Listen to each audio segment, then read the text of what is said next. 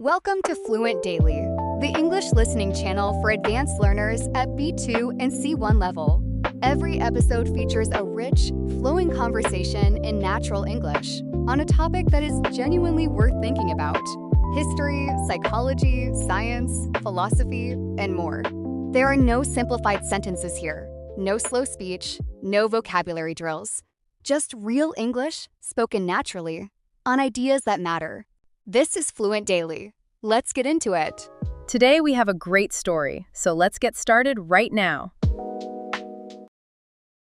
Usually when you look at the history of human invention, you find this very clear, logical blueprint. Right, a step-by-step progression. Exactly. Like we want to fly, so we study the aerodynamics of birds, we design a wing, we calculate the lift, and, we build an airplane. Or a bridge. You map the structural load, pour the concrete, and there it is. Yeah, it's a tangible progression from known physics to physical reality. But then you step into the world of artificial intelligence, and suddenly that blueprint is it's just a blank piece of paper. Well, yeah, because we aren't building a bridge out of steel. We're trying to build a mind out of math. Out of math. And that is exactly why we're doing this deep dive today. So welcome in. We've gathered a massive stack of sources for you today: historical papers, foundational computer science journals, philosophical critiques, and research notes spanning from, like, the 1940s all the way to yesterday's breakthroughs. It's a lot of material to get through. It is. But our mission today is to take all of that and give you a shortcut to being truly well-informed. Because if you're listening to this, you are probably swimming in the same overwhelming sea of AI headlines that we are. Oh, absolutely. I mean, the current environment feels incredibly disorienting. Every week brings a new model or, a terrifying warning or some utopian promise. Yeah, it really gives the illusion that this technology just dropped out of the sky a few years ago. Right, but to critically evaluate what we're seeing today, we have to recognize that this is a project that predates modern computers entirely. So we are going to unpack the entire 70-year roller coaster history of AI. And I do mean roller coaster. Oh, yeah. We're going to explore these dramatic cycles of intense, blinding hubris, followed by brutal periods of, total financial collapse. Which the industry literally calls the AI winters. The AI winters, yeah. Yeah. And then these miraculous out-of-nowhere resurrections. And understanding that specific historical pattern is really the only way to know if today's large language models are an actual stepping stone to artificial general intelligence, or if they're just another incredibly impressive capability plateau that's eventually going to hit a wall. So let's start at the very beginning of the source material. Before anyone could even dream of building a machine that could think, we had to convince ourselves of something really fundamental. That thinking was, at its core, just a mathematical process. Right. We had to reduce the biological brain to an equation. And looking at the history, the first real spark of this happens in this remarkable decade, right around the early 1940s. It's such a fascinating era for science. It really is. The paper that kicks this all off was published in 1943 by Warren McCulloch and Walter Pitts, and it has this wonderfully dense academic title. Oh, yeah. A logical calculus of the ideas immanent in nervous activity. Rolls right off the tongue. But it's a foundational text because of what McCulloch and Pitts were attempting to bridge, right? Exactly. They were looking at biological neurons, the actual wet, messy cells in our brains, and trying to map them onto the rigid, dry world of propositional logic. So let me try to untangle what they actually did here. In biology, a neuron receives chemical signals from other neurons. Right. And if it gets enough of a signal, if it crosses a certain threshold, it fires an electrical spike down its axis. Which is incredibly complex in reality. Right, but McCulloch and Pitts basically looked at that and said, that is a binary switch. It's either off or it's on, it fires or it doesn't. Yeah, they abstracted away all the complex chemistry. They proposed this mathematical model where an artificial neuron takes in multiple inputs, assigns a numerical weight to each of them, adds them up. Kind of like scoring them. Exactly. And if the total sum crosses a specific threshold, it outputs a 1. If it doesn't, it outputs a 0. But framing it that way brings up a massive red flag for me. How so? Well, if a biological neuron is just a logical switch and human consciousness is just billions of these switches firing, isn't that, like, dangerously reductive? Oh, completely. I mean, equating the depth of human consciousness, how we experience art, how we feel grief, how we write philosophy, to a giant telephone operator's switchboard. Yeah, from a neuroscientific perspective today, it is profoundly reductive. Modern biology tells us that real neurons are these incredibly complex biochemical engines. Right, they're influenced by neurotransmitters, hormones. And highly intricate spatial structures, yeah. But the brilliant leap McCulloch and Pitts made was showing that the computational implications of that simplification were world-changing. Because of what they proved mathematically. Yes, they mathematically proved that a large enough network of these binary logical switches could compute any logical function. Meaning that even if it's not a perfect physical map of the biological brain, it proved that the logical behavior of a brain could, theoretically, be mathematically simulated. Exactly. It established the core philosophical stake in the ground for the next century. The mind, on this account, is a computation. And if intelligence is just a computation, then a machine can eventually do it. Which naturally leads us to the giant of the era, Alan Turing. Ah! Turing. Yes. In our stack of sources, Turing's work from this period is it's the bedrock. In 1936, he published his paper on computable numbers. Establishing the concept of the universal machine. Right. And to understand the magnitude of that 1936 paper, you kind of have to remember what a machine actually was before Turing. They were purpose-built physical objects. Right. A loom weaves cloth. A mechanical calculator adds numbers. If you wanted a machine to do a different task, you had to physically build an entirely new machine. But Turing conceptualized this theoretical device. He imagined an infinite tape with a read-write head, where the hardware is fixed, but the instructions fed into it could change to make it perform literally any computable task. It's the theoretical birth of software, really. The idea that a machine is just a blank vessel waiting for a logical recipe. But it's his later work, his 1950 paper, Computing Machinery and Intelligence, that sets up the central drama of our deep dive today. Right, that's where he opens with that famous question. Yeah, he just asks straight up, can machines think? But the genius of Turing is that he immediately realized that asking, can machines think, is a massive philosophical trap. Because you just end up arguing over the definitions. Exactly. You can argue about the definition of the word think or consciousness for centuries without making any actual engineering progress. So he sidestepped the philosophical debate entirely and replaced it with a pragmatic test. He called it the imitation game. Which today we just call it the Turing test. Right. And the setup is pretty famous. A human judge sits at a terminal and types back and forth with two entities hidden in another room. One is a human, the other is a machine. And if the judge cannot reliably tell which is which, if the machine can successfully imitate human conversation to the point of deception, then Turing argued, we can, for all practical purposes, say the machine is thinking. And the influence of that test really cannot be overstated, right? No, it changed everything. Because it made artificial intelligence empirically tractable. It gave researchers a measurable finish line. You either fool the judge or you don't.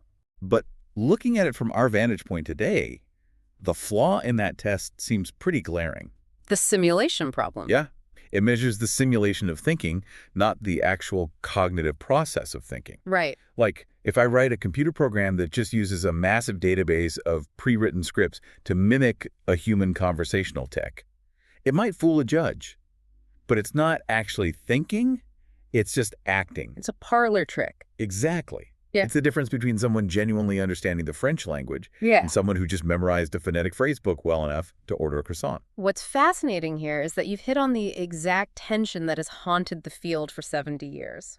A system can be incredibly good at producing human-like output through mathematical processes that have absolutely no relationship to human cognition. Right. So the question becomes, are we building a mind or are we just building a really high-resolution mirror? Oh, I like that analogy. Mm-hmm. So we exit the 1950s with two critical pieces of the puzzle. McCulloch and Pitts give us the biological blueprint, the idea that the brain is just a network of math. And Turing gives us the universal machine to run the math and the test to see if it worked. Right. So the obvious next question is, who is actually going to pick up the tools and build it? And that brings us to the summer of 1956. A defining moment in our historical sources, the Dartmouth Workshop. This was a gathering organized by John McCarthy, Marvin Minsky, Nathaniel Rochester, and Claude Shannon. Basically, the titans of the early computer age. Yeah, they essentially sequestered themselves at Dartmouth College to formally invent the discipline. Which is wild to think about. McCarthy actually coined the term artificial intelligence in his proposal for this workshop. And the language he used in that proposal is it's astounding. He wrote that the study is to proceed on the basis of the conjecture that every aspect of learning or any other feature of intelligence can, in principle, be so precisely described that a machine can be made to simulate it. You have to pay close attention to that word conjecture. Because it wasn't a proven fact. Exactly. They weren't claiming they had proven anything. They were establishing a grand hypothesis. They assumed that intelligence could be broken down into precise, explicit rules. And the entire history of AI since that summer has just been one long, grueling test of that single conjecture. Yeah, and initially that conjecture looked like a massive success. Oh, the hubris of the late 50s and 60s is almost comical when you read the historical notes. They were very confident. Extremely. I mean, these researchers started having major early wins. They built programs like the logic theorist, which could derive complex mathematical theorems. And Arthur Samuel built a checkers playing program that could actually beat human players. So for a brief moment, it looked remarkably easy. They were taking what humans considered high-level intellectual tasks, playing strategy games, solving complex math, and programming computers to dominate them. Which led to some of the most spectacularly wrong predictions in the history of science. Yeah, in 1965, Herbert Simon, a brilliant pioneer who later won a Nobel Prize, he confidently stated that machines would be capable of doing any work a man can do within 20 years. 20 years. Just around the corner. And then Marvin Minsky predicted in 1967 that the AI problem would be substantially solved within a generation. They honestly believed they were going to wrap up the invention of the human mind before the 1980s. Where did that overconfidence even come from? Well, it stemmed from a profound misunderstanding of the nature of intelligence. They assumed that because a computer could conquer checkers and algebra, it could easily conquer walking across a room or holding a conversation. But those are completely different types of problems. Exactly. Games like checkers are what we call closed systems. The board is finite. The rules are absolute and never change. The pieces only move in specific ways.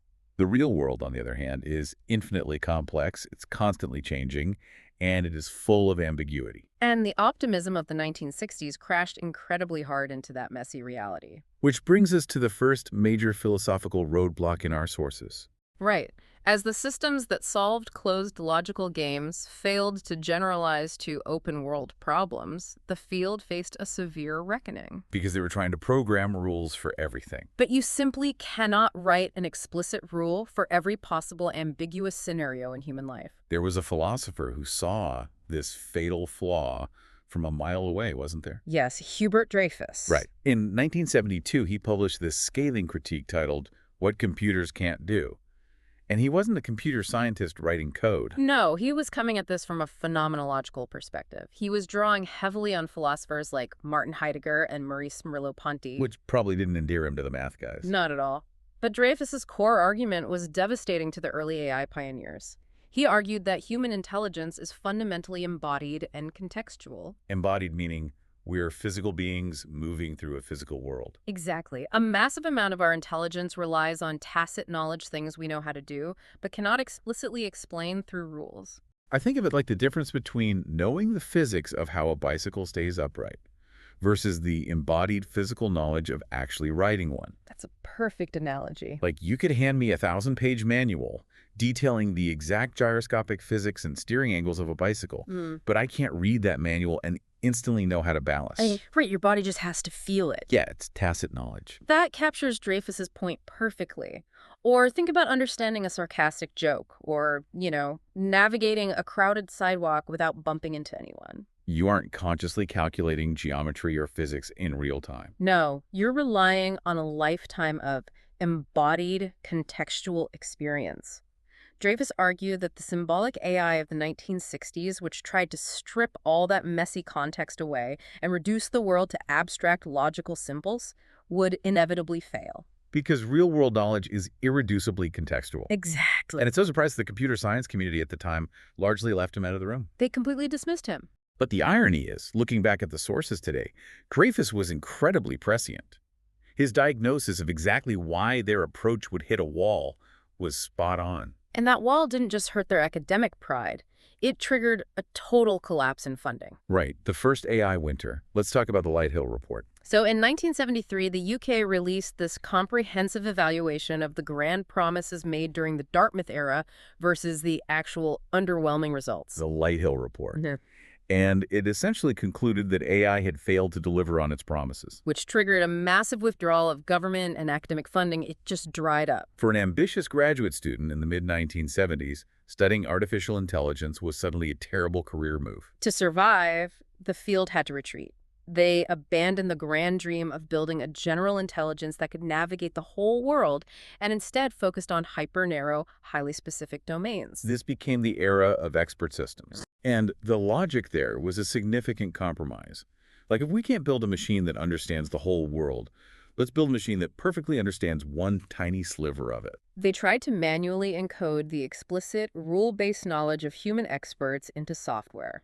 A famous example from our notes is MYCIN, developed at Stanford. Yeah, MYCIN is a classic. It was designed to diagnose bacterial blood infections and recommend antibiotics. And within that tiny domain, its accuracy was incredibly high, comparable to human physicians. Another major success was Dendral, which deduced molecular structures from mass spectrometry data. So these expert systems proved that AI could have immense commercial and scientific value. Provided the problem was constrained enough, yeah.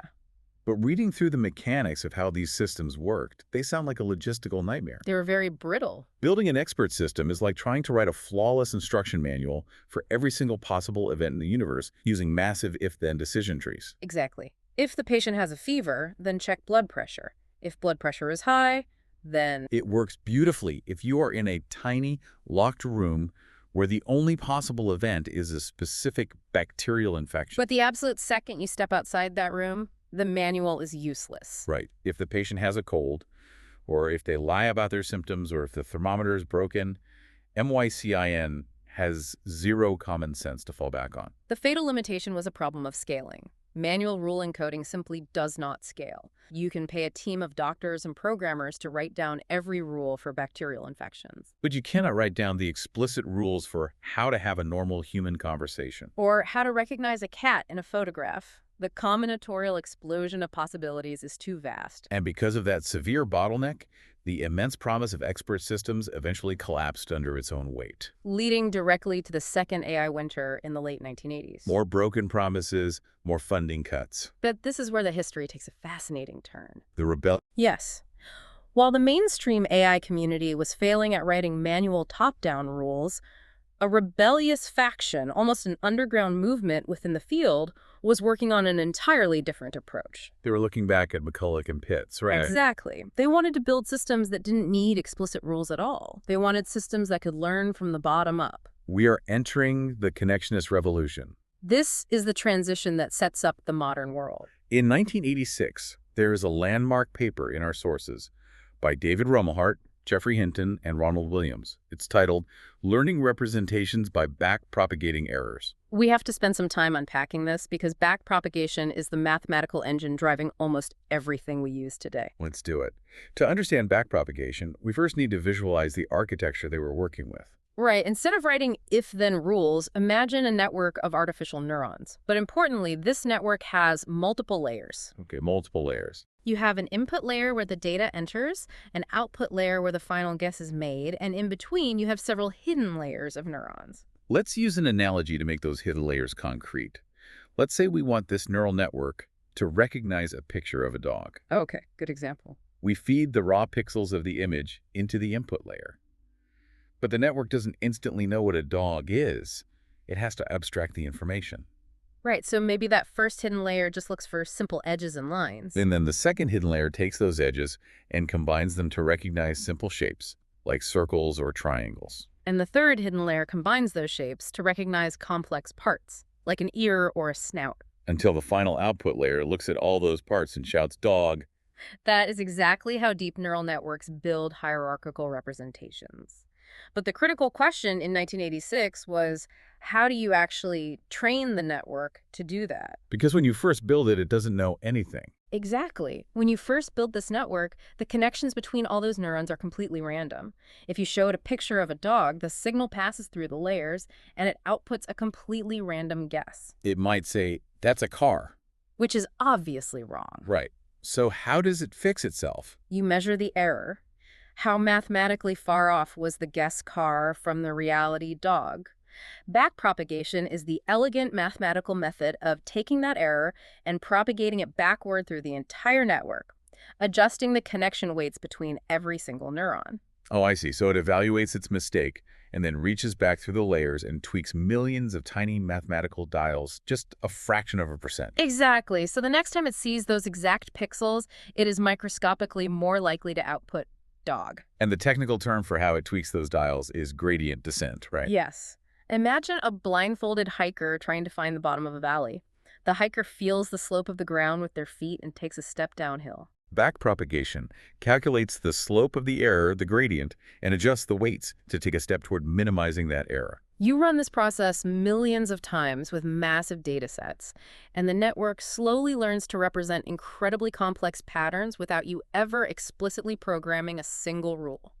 Now, this bottom-up approach of letting the machine learn wasn't entirely new in 1986, was it? No, Frank Rosenblatt created a primitive version of this in 1958 called the perceptron. But the perceptron only had a single layer. And that single layer had a fatal mathematical limitation. Marvin Minsky and Seymour Papert proved in a devastating 1969 critique that a single-layer perceptron could not even solve a basic logical function called exclusive OR. And that critique was so thorough, it basically killed neural network research funding for over a decade. It did. So backpropagation was the holy grail because it finally allowed researchers to train networks with multiple hidden layers. It unlocked depth. Nah. It unlocked the ability to learn arbitrary complexity. Yes, So the math is solved in 1986. Why didn't AI immediately take over the world then? because of the physical constraints of reality. The math worked beautifully on paper, but training large, multi-layer neural networks required a volume of computational power and digitized data that simply did not exist in the 1980s or 90s. The algorithms were starved of resources. Exactly. And remember, they were in the middle of that second AI winter. Funding was non-existent. These were the wilderness years, and this is where Geoffrey Hinton's legacy is truly cemented in our sources. Oh, absolutely. While the broader computer science field largely abandoned neural networks to chase other fads, Hinton refused to let it go. Throughout the 90s and 2000s, he kept refining the math.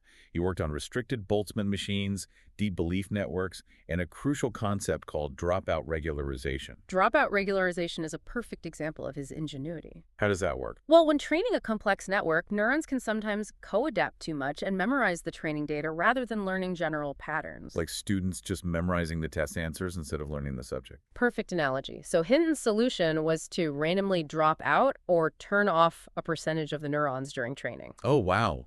So the network has to compensate. Exactly. It forced the remaining neurons to learn more robust, independent features because they couldn't rely on their neighbors. It's innovations like that which earned him the title of the godfather of deep learning. He kept pushing the boulder up the hill in the dark. And then finally, the rest of the world caught up to him. Which brings us to the modern era of our source material. The transition from the old, struggling AI to the terrifyingly competent AI we are surrounded by today. And there is a very specific date when the dam broke, 2012, the AlexNet discontinuity. Okay, let's unpack this. Let's set the scene in 2012. There is a massive annual visual recognition challenge called ImageNet. It is essentially the Olympics for computer vision. Teams from all over the world build software to identify and categorize millions of images. And for years, progress had been incredibly slow and incremental. Then, in 2012, Alex Krzyzewski, Ilya Sutskever, and Geoffrey Hinton enter a deep convolutional neural network called AlexNet. A convolutional neural network, or CNN, is a specific architecture inspired by the animal visual cortex. How is it different from standard networks? It works by sweeping small mathematical filters across an image, allowing it to efficiently recognize spatial hierarchies, edges to shapes to objects, regardless of where they appear in the frame. And when they entered AlexNet into the ImageNet competition, they didn't just win, they completely obliterated the field. The error rate dropped so drastically compared to the previous year's winner that it sent a shockwave through the entire computer science community. It was a qualitative, undeniable leap in capability. And what made AlexNet possible was the convergence of a holy trinity in computer science. The Holy Trinity. Let's break that down. First, you had the deep neural network architectures like backpropagation that Hinton had been refining for decades. Second, you finally had massive labeled data sets thanks to the explosion of the internet. But the third piece, the compute power, came from a truly unexpected source. This is one of my favorite historical ironies in all of this.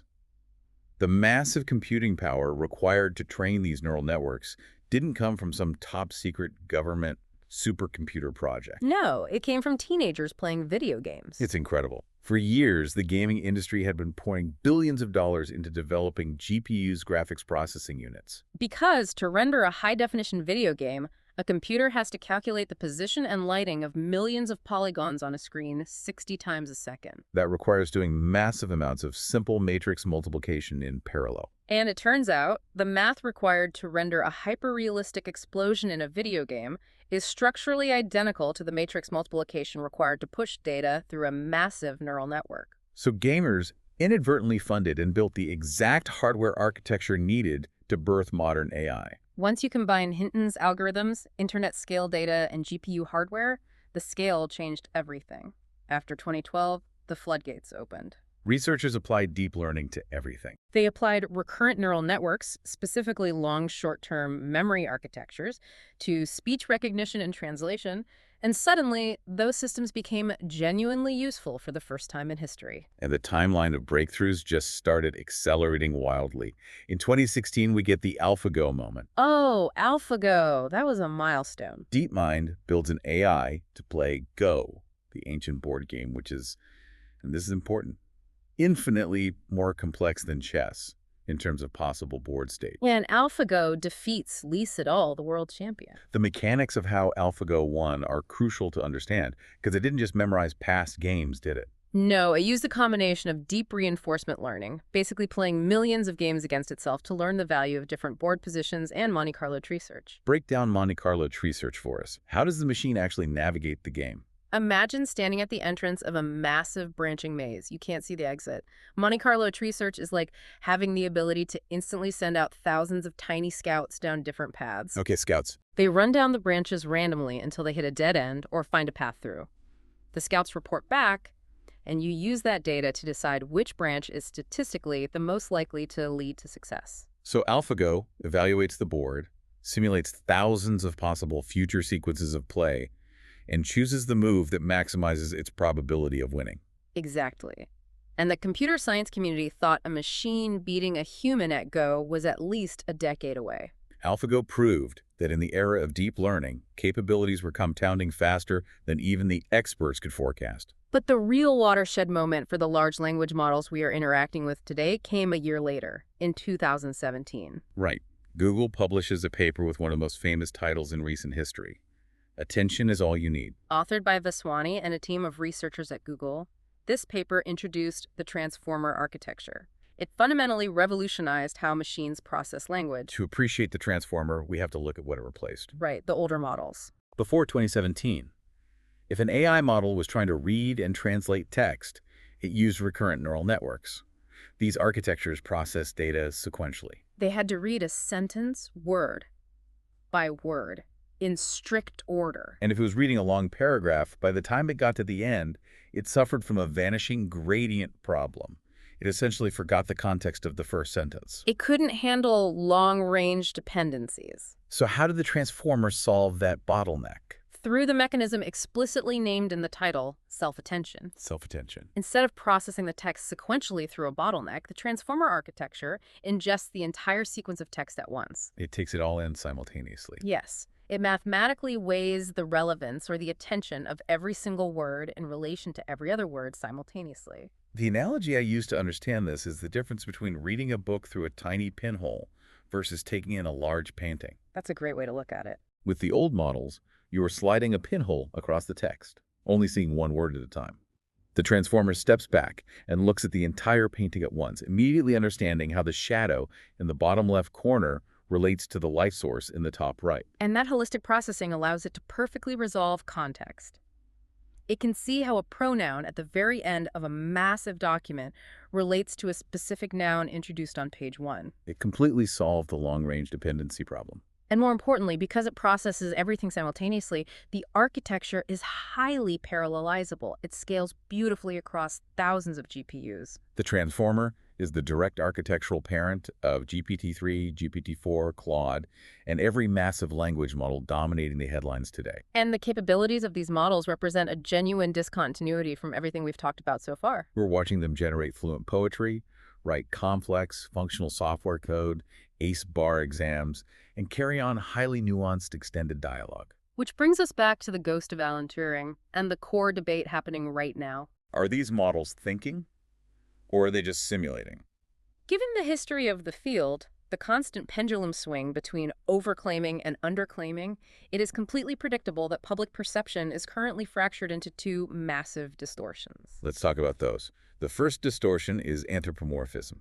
Right, assuming the AI has a soul or an ego. Yeah, people interact with a chatbot, the output sounds remarkably human, and so they attribute intention, consciousness, and general intelligence to the system. They assume there is a ghost in the machine. They extrapolate its capabilities far beyond what the underlying mathematics is actually doing. And the second distortion is the exact opposite. It's total dismissal. It's the people who confidently declare, oh, it's just a spicy autocomplete. Right. They argue that the model is merely statistical pattern matching, blindly predicting the next token based on training data. Which vastly undersells the profound novelty and genuine cognitive weight of what these massive models have achieved. Let me push you on this, though, to sort of act as a proxy for the skeptics. Sure, go for it. Because the spicy autocomplete crowd isn't technically wrong about the mechanics, right? The model is literally just trained to calculate the probability of the next token, given the preceding context. That is mathematically true, yes. But if it is merely predicting the next word, how on earth is it writing a novel, functional Python script that solves a unique mathematical problem? You cannot just auto-complete a brand new logical piece of software that has never existed in the training data. If we connect this to the bigger picture, this is where the magic of scale transforms the nature of the model. Yes, the objective function during training is simply next token prediction across vast swaths of the internet. Yeah. But doing that task at an incomprehensible scale forces the model to build incredibly rich internal representations of the world. Break down internal representations. Right. What is actually happening inside the black box? Well, to accurately predict the next word in a highly complex text, say a quantum physics paper or a dense legal contract or a sophisticated piece of code simple rote memorization is not enough. Because it's never seen that exact sequence before. Exactly. The model is forced to map the underlying rules, the structures, and the actual reasoning patterns of human logic. It embeds words into a massive, high-dimensional vector space, mapping the conceptual distance between ideas. It learns the shape of logic itself, simply because understanding that shape is the most mathematically efficient way to predict the next token. That's it, exactly. So by forcing it to guess the next word across all of human knowledge, we accidentally forced it to build a functioning mathematical model of human reasoning. But does that complex mathematical map constitute actual understanding?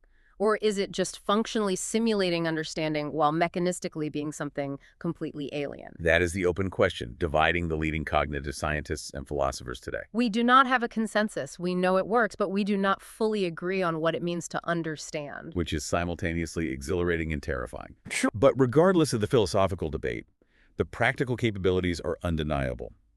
It can write my code and summarize my documents. So as we look at the historical sources to try and forecast where this 70-year roller coaster goes next, what is the ultimate lesson? The history provides a sobering warning about our ability to predict the future. The field has consistently been wrong about timelines, and the wrongness follows a specific pattern.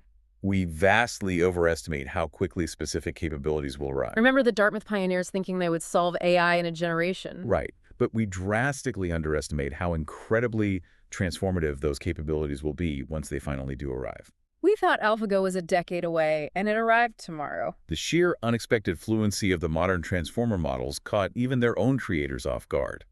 The speed of capability overhang in the deep learning era constantly humbles the expert forecasters.